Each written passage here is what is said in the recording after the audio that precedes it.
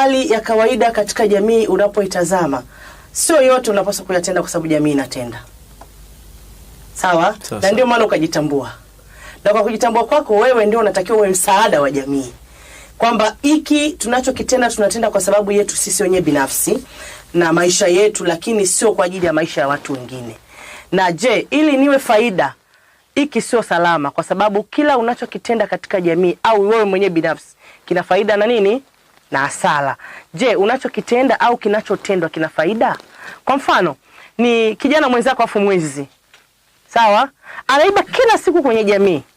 Na wanamfahamu jamii nzima, na wakati mwingine wanamkimbiza mpaka wanamponda mawe, na anaondoka asubuhi mnamuona akiwa na ngeo, damu zinamtoka na hivi na vile. Lakini wewe unapojaribu kukaa karibu naye na kumsaidia, ni kama anakusikia na kukuelewa, lakini baadaye kesho unamsikia tena mwizi wanapiga. Unapojaribu kwenda kuangalia tukio ni nani, ni yule uliyemsaidia. Usichoke kufanya hiyo huduma.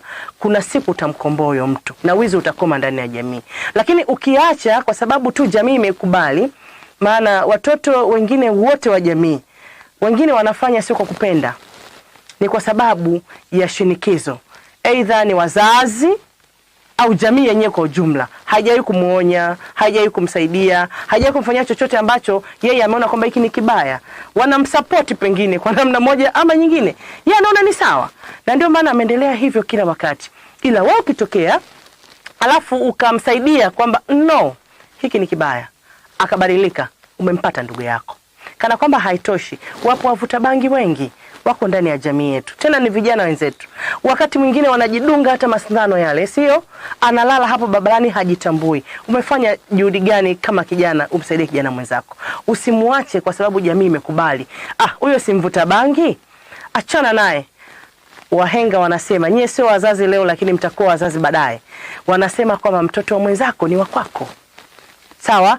Usichopenda kutendewa na mtu usimtendee mwenzako.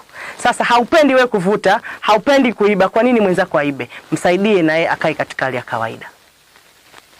Tumeitwa kama vijana, tukishajitambua tupo kwa ajili ya msaada. Ndio maana shirika la afya ulimwenguni linapoleta haya na kupitia kanisa kitengo cha familia kinatusaidia sisi vijana tukijitambua tuwe msaada kwa wengine. Amen. Mada, mimi nirudi kwako. Karibu. Umetufundisha kuhusu kujitambua na kujithamini. Lakini wakati mwingine kama kijana ninaweza nikawa ninafanya vitu vyangu kwa usahihi kabisa, yani pasipo kumkwaza mtu yote katika jamii. Lakini sasa ili jamii nikubali mpaka nioe au niolewe. Hii kitu inakaaje? Kwamba thamani yangu mimi mpaka niolewe au nioe. Ni kwa sababu ya tamaduni.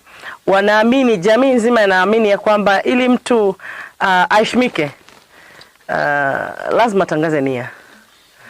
Sawa usipotangaza nia tunakuwa kama muuni fulani hivi, maana hatukusomi.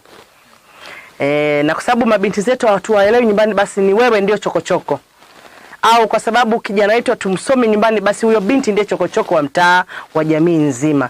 Na nyinyi ni mashahidi, wapo ambao wanalika kabisa na umri mzuri ambao tunaamini kwamba anafaa kuwa mke wa mtu, lakini anafaa kuwa mme wa mtu.